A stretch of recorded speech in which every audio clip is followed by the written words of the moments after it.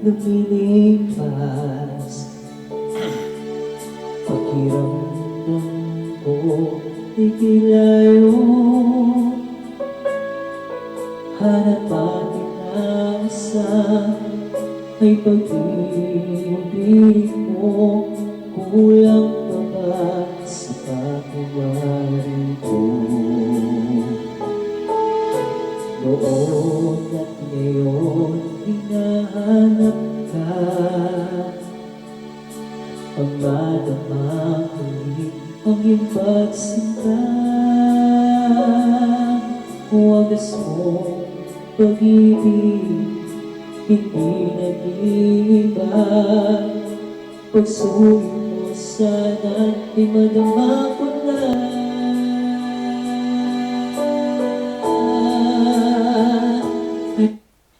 Sa ngalan ng Ama, Anak at ng Espiritu Santo. Amen. Magandang umaga po, mahal naming Panginoon, at kami ay nagpapasalamat, nagpupuri sa lahat ng biyaya na ibinibigay mo sa amin araw-araw. Salamat po, Panginoon, sa gitna ng aming mga nararanasan, lalong-lalo na sa panahon ng pandemya, ay hindi mo kami pinababayaan at patuloy mo kaming kinakalinga at ginagabayan. O Diyos Ama, sa pamamagitan ng iyong anak na si Jesus, ay sana ay samahan kami na magnilay, mag-aral, manalangin sa salita na kanyang ibinigay sa amin nang siya ay narito pa sa mundo. At sa pamamagitan ng banal na Espiritu ay maging tanglaw namin upang kami ay patuloy na magsikap sumunod patungo sa daan na inilaan mo sa amin. Amen. Sa ngalan ng Ama, Anak at ng Espiritu Santo. Amen. Magandang umaga po sa inyong lahat. Ngayon ay araw ng Biyernes, 31st week, Ordinary Time. Ngayon ay November 5, 2021. At ang Gospel po natin ay Luke 16, verses 1 to 8. Jesus told his parable. There was a rich man whose steward was reported to him for squandering his possessions. He summoned the steward and asked him, "What is this I hear about you? I want you to render an account of your service, for it is about to be terminated." The steward said to himself, "What am I to do now? My master will surely dismiss me. I am not strong enough to do hard work, and I am ashamed to beg. I know what I will do. I must make sure that when I lose this job, there will be some people to welcome me into their houses." So he called his master's debtors one by one.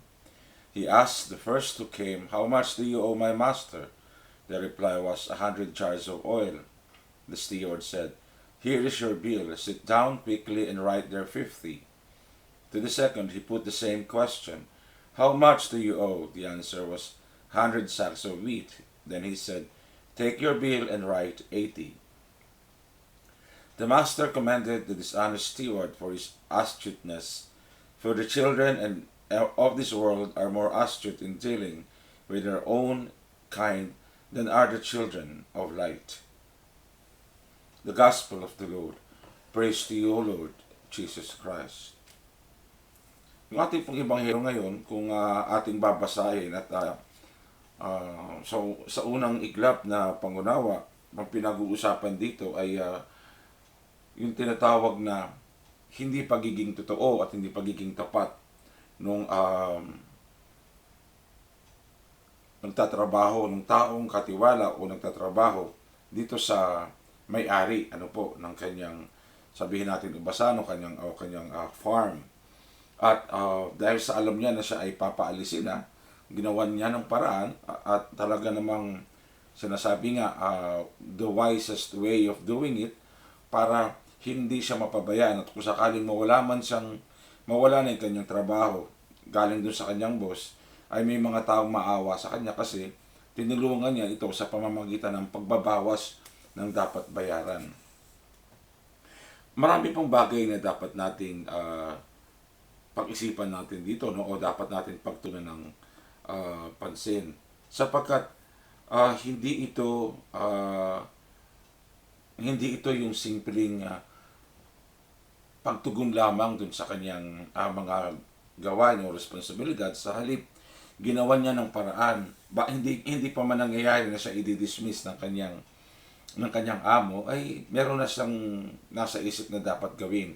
Na sa palagay ko sa pagpapatuloy ng Ebanghelyo ay siya ay nagtagumpay. Maraming aspeto mga kaibigan ang dapat natin pagtuunan ng pansin dito sa Ebanghelyong to. Una, yung maling gawa ng katiwala, at yung pangalawa, yung kanyang husay, yung kanyang sabihin natin diskarte sa paraan na kung saan siya ay makikinabang sa bandang huli.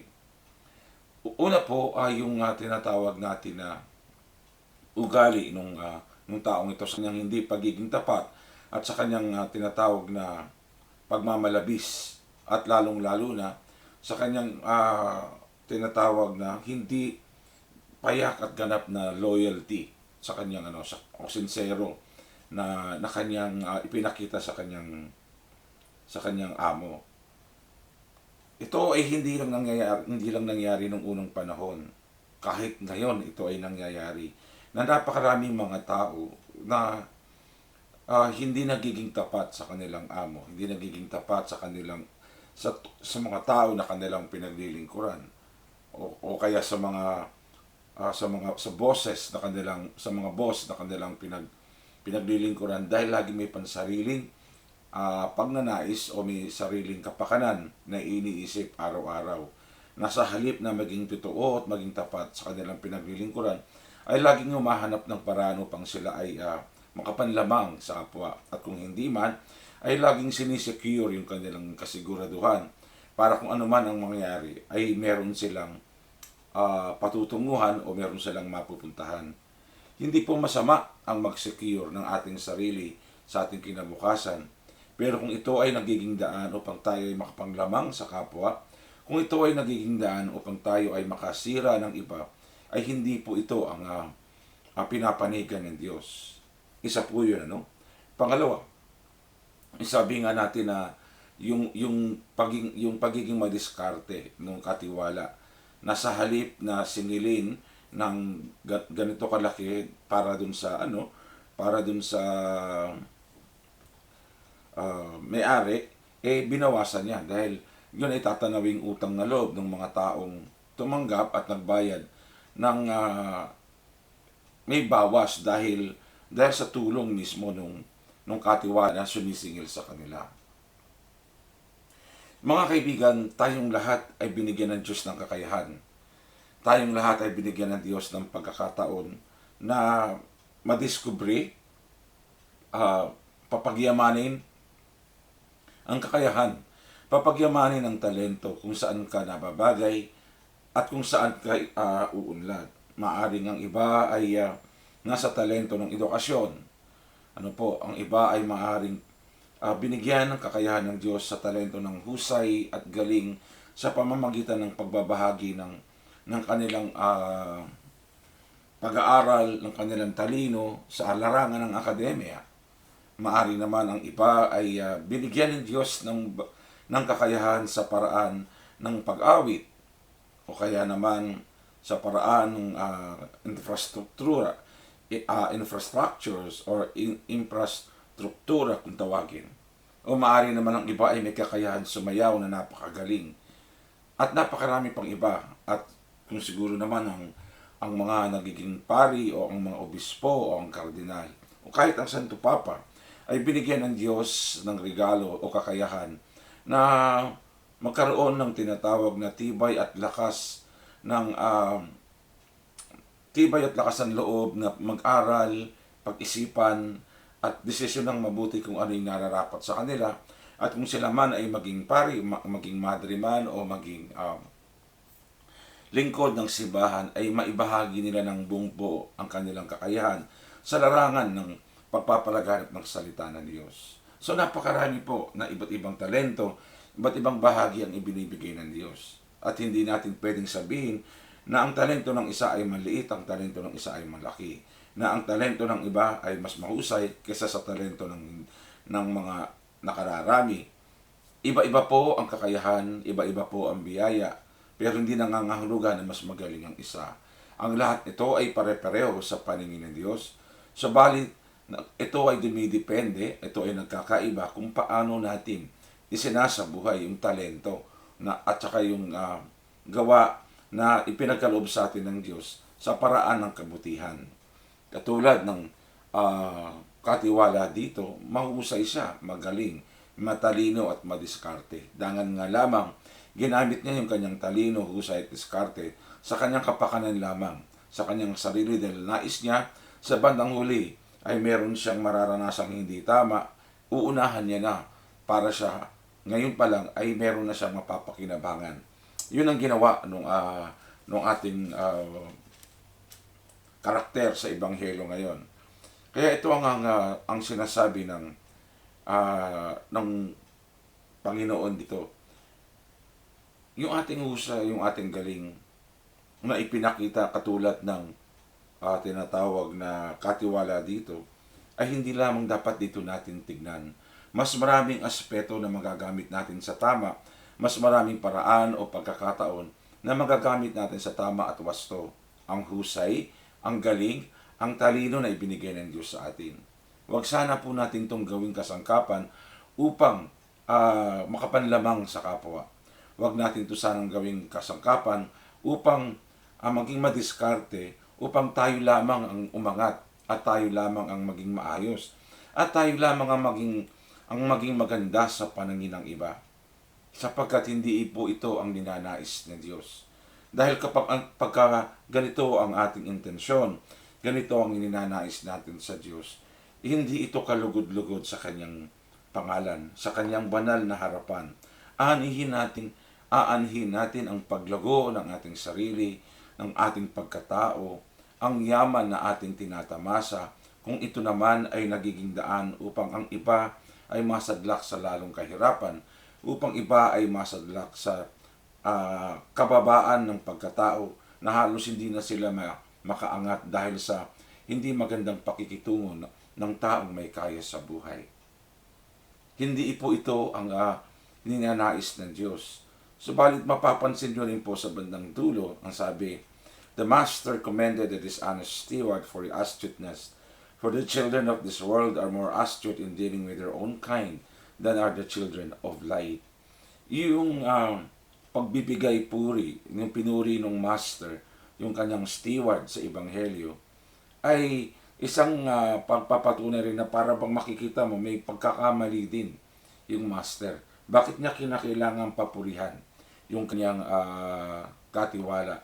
Bakit niya kinakailangang iangat yung pagkatao ng kanyang katiwala samantalang alam niya na mali ang ginagawa? Gaya ng sinabi ko, ang nais patungkulan dito ng ating Panginoon ay yung diskarte ng taong ito. Yung diskarte niya kung paano niya binigyan ng solusyon yung mangyayari sa kanya sakaling siya ay tanggalin na ng kanyang master na maging katiwala sa kanyang ubasan o sa kanyang farm, Pero hindi ito sinasabi na gawin mo o ituloy mo, nagayahin mo yung ginagawa ng katiwala. Hindi. Pinuri lamang ng master yung husay at galing sa diskarte ng taong ito. Pero hindi niya sinasabi na gayahin natin ang ginawa ng katiwala. Kaya nga sabi niya sa dulo, sabi niya, "For the children of this world are more astute in dealing with their own kind than are the children of light." Ibig sabihin, napakarami tao dito sa mundo ang napakahusay, ang galing gumamit ng kanilang talino, ang galing gumamit ng kanilang koneksyon sa maraming bagay para sa kanilang sariling kapakanan at hindi para sa lahat. Sapagkat ang sinasabi din ng ating Panginoon ay may mga tao na anak ng liwanag, may mga tao na talagang nagiging sons and daughters ng Ama sa pamamagitan ng tunay na pagkilos at pagdadala ng liwanag sa iba. Kaya lang, mas kakaunti yung nagiging mga anak ng liwanag sapagkat sila minsan ay nasasapawan at na-overshadow, na-overwhelm ng presence ng mas maraming mga tao na sumusunod sa dilim sa pamamagitan ng pang-aabuso ng kapwa, sa pamamagitan ng pagdiskarte ng panlalamang sa kapwa. At ito ang ayaw ng Diyos na mangyari sa lahat. Na kung anuman meron tayong talino, anumang meron tayong husay, anumang meron tayong galing, at lalong-lalo na kung tayo ay merong koneksyon, kung tayo ay merong kakayahan na gamitin yung ating yaman, yung ating material na bagay, kung meron man tayong lahat nito, ay dapat po, ay sana, ay maging bahagdan ito upang tayo ay makatulong sa iba at hindi ang maging instrumento tayo ng ikasisira ng iba.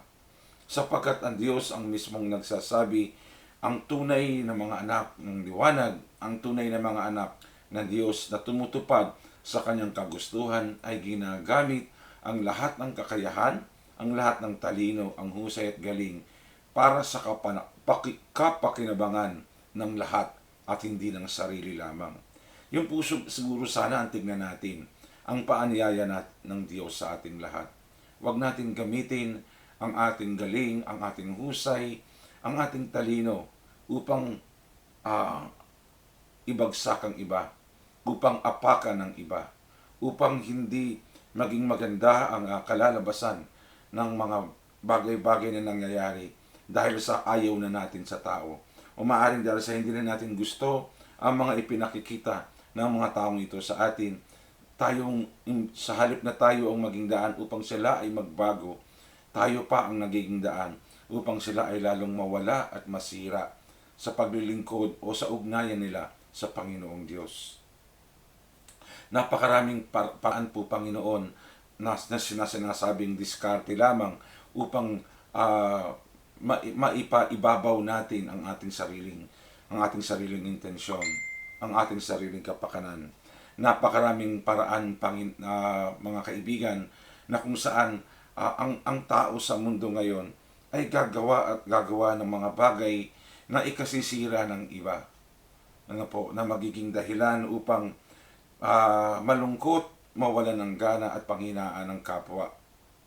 Kagaya ng nangyayari dito sa ebanghelyo natin ngayon, no? Ang ginawa nitong katiwala sa kanyang diskarte na binawasan niya yung mga bagay na alam niyang maaaring makatulong sa kanya para pagdating ng panahon na siya ay alisin na ng kanyang master, ay meron siyang matatakbuhan. Hindi nga ba ganun din tayong mga tao sa mundo sa ating kasalukuyang panahon? Hindi nga ba ganun din tayo? Gumagawa tayo ng paraan, gumagawa tayo ng mga bagay na nagpapakita tayo ng mabuti sa kapwa, nagpapakita tayo ng mabuti sa iba, pero sa likuran nito ay meron tayong pansariling kagustuhan na nais nating marating, na nais nating maging intensyon. We do good things to people. We try to be beautiful to others. We give our smiles, we give our protections, we give our support to people that we want to for our own personal gain. And to the point that we give smile to people, we show concern to others, and sometimes we show concerns, we give good things to people, and there are even moments that we do even destroy others' characters. We do even destroy others and people's personality and character for our own gain. Hindi po yun ang ginugusto ng Diyos, minamahal kong mga kaibigan. Hindi po yun ang paraan ng nais ng ating Panginoon sa ating lahat. Ang gusto po ng Diyos ay gamitin natin ang ating galing, ang ating husay, ang ating talino, ang ating ngiti, ang ating kakayahan, ang ating yaman, sa paraan na maiaangat natin ang lahat.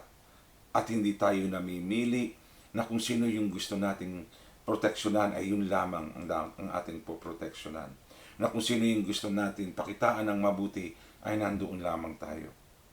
Sapagkat ang sinasabi ng ating Panginoon, ang diskarte sa buhay kagaya ng ginawa ng ating main character ngayon dito, yung steward, ay hindi dapat diskarte na para pansarili lang natin kakayanan, kundi diskarte na ang lahat ay makikinabang, diskarte na ang lahat ay magiging daan, na ikaw ay gagawin mo ang iyong magandang diskarte o uhusay upang ikaw ay maging daan na ang lahat ay makapasok sa buhay na walang hanggan.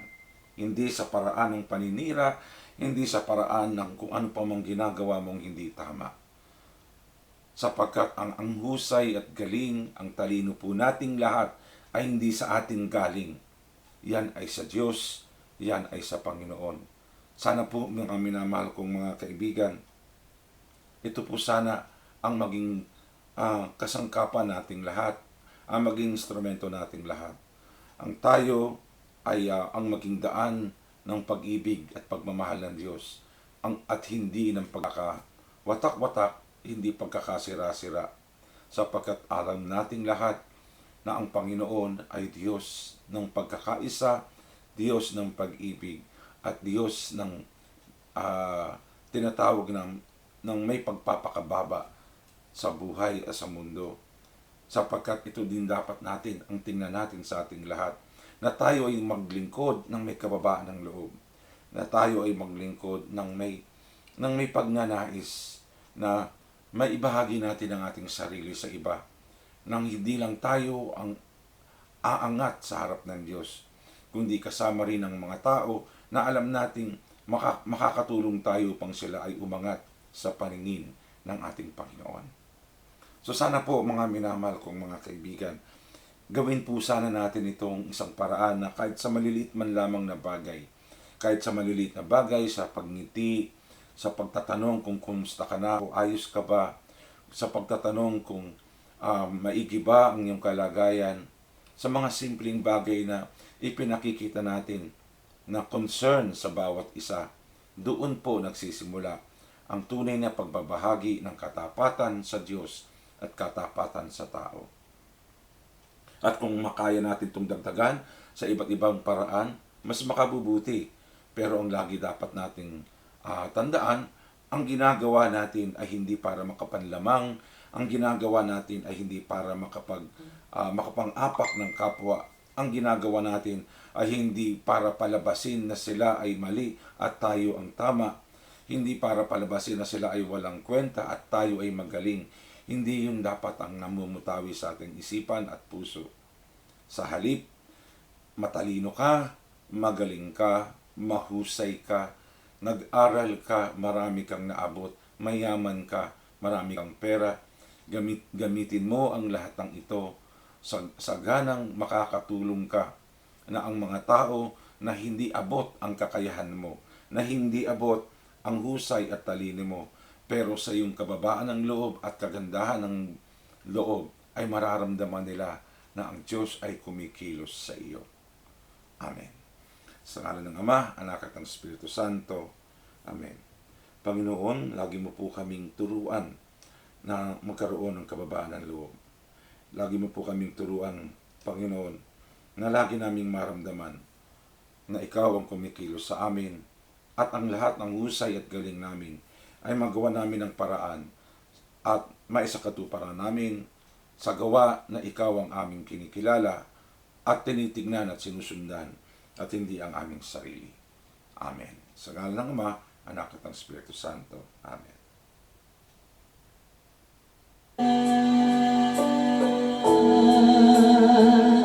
Jesus, manatag pagkakulisan, manguyubi sa bisip mo ang siyang tanging asam, walang katapas, di mo sa sanlibutan. Tandaan mo, kaibigan, ang pag-ibig ng Diyos, ang pagmamahal ng Diyos, ang kanyang biyaya kailanman ay hindi nawawala. Ang kanyang pag-ibig, ang kanyang pagmamahal ay hindi nababawasan, hindi naglalaho. Nariyan ang Diyos, kaibigan, sa tabi mo. Mahal ka niya. Nasa harap mo at nasa puso mo. Manampalataya ka lang. Pagpalain ka.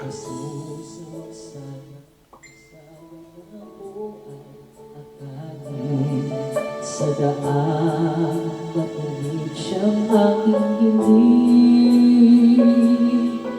Kaloob mong aral, aking lang susundin. Kung nakabig ka at pagkaibig,